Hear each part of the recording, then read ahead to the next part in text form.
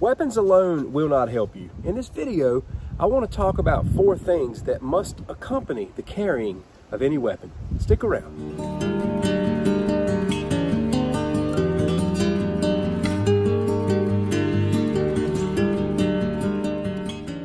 You would think that saying weapons alone will not help you is a Captain Obvious statement, but it's really not. I think a lot of people are at peace just because they have the weapon with them. People carry weapons around every day. Many will carry a pistol. People will carry a pistol in their pants. They'll open carry a pistol. Some ladies will carry pistols in their purse. People carry pepper spray, knives, tasers. There's so many things that people carry every day, and a lot of people have a false sense of hope carrying these things around. It gives them a sense of security knowing that they have this weapon. But I'm here to contend that simply having the weapon on you is not what's going to keep you safe. What's going to keep you safe are a number of things that need to be considered with regards to carrying a weapon. As a disclaimer, this is for those who are at a very beginner level when it comes to understanding these kinds of things. This is going to be for the person who has never engaged in any kind of real training. The first thing that we need to know about the weapons that we carry around every day are their capabilities and their limitations.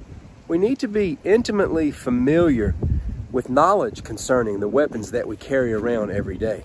Let us take time to do some research on how effective or ineffective these things have been in real life situations, because a lot of people may have a false sense of confidence concerning certain weapons they carry, though they've never really tested them. The second thing is regular training regarding deployment. In other words, how efficiently, how quickly can you deploy your defensive weapon in a crisis where your nerves are all to pieces? A commonly used quote in the tactical world that I think sums up training very well is in a crisis situation, we're not going to rise to our level of expectation. We're going to fall down to our level of training. Which leads me to point number 3, the importance of training with the weapon once it's been deployed.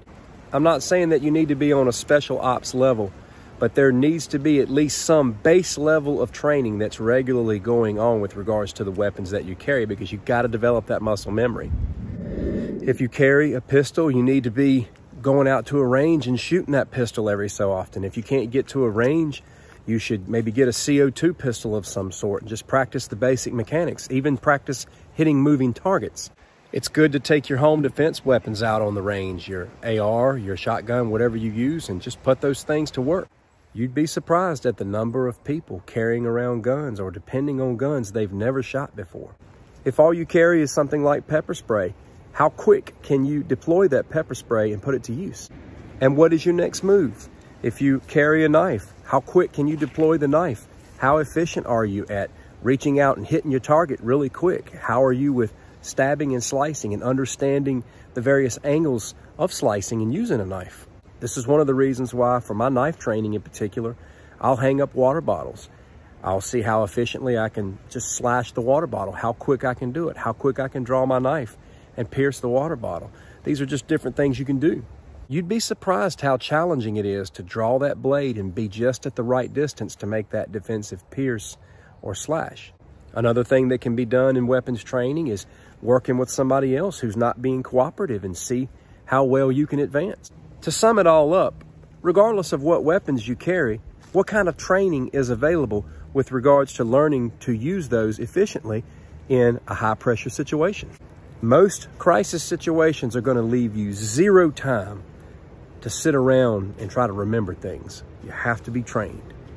Number 4, considering the aftermath. A lot of people don't do that. They just think about the encounter. They don't think about what life is going to be like after the incident. There are many implications to violence, even if the violence is justified. And yes, ultimately it is better to be tried by 12 than carried by 6, but there are a lot of things that need to be considered with that.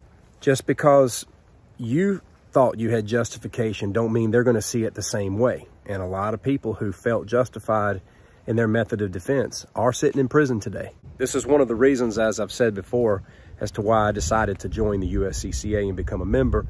It gives me self-defense liability insurance and just a ton of training. It's a lot of benefits to the membership. I'm not trying to plug the membership with this video, but it wasn't enough for me to just rest on it's better to be tried by 12 than carried by 6. I want to be as prepared as possible if I am tried by 12. Also, regarding the aftermath, have you taken time to think about the psychological effects this could have on you? I just see a lot of lightheartedness and obsession with weapons and carrying certain weapons, but I don't think we realize the psychological effects it's going to have on us if we have to use them. We also have to be realistic and understand that we could fail in our efforts to defend ourselves. With that said, that should not deter us from believing that we can and that we should if that time ever comes. I believe it's every person's right to defend themselves, but there's just more to carrying around weapons than carrying around weapons and just feeling strong because we've got one. There's a lot more that goes with it, and I wanted to share these things today. Thank you for watching, and take care.